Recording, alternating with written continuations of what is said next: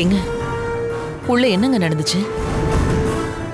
அப்பா, அவங்க கேட்டதுக்கெல்லாம் சுய உணர்வோட தான் பதில் சொன்னீங்களா இல்ல பாதி கான்சியஸா தான் இருந்தீங்களா?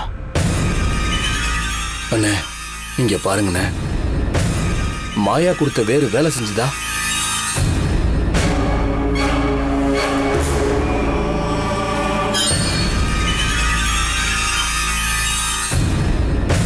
மாயா கொடுத்த இந்த வேறு ரொம்ப பவர்ஃபுல்.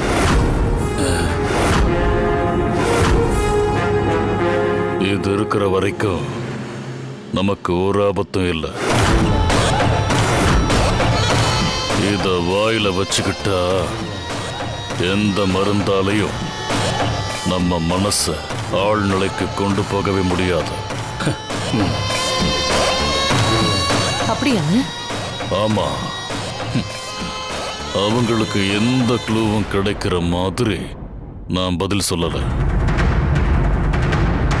நான் சொன்னதை வச்சு எந்த ஒரு ஆதாரமோ சாட்சியமோ அவங்களுக்கு கிடைக்க போறதில்ல.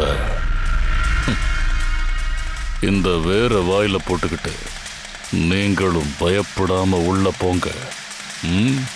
அப்பாடா, இப்பதாங்க எனக்கு நிம்மதியா இருக்கு. அண்ணே, மாயா சாதாரணமான ஆள் இல்ல.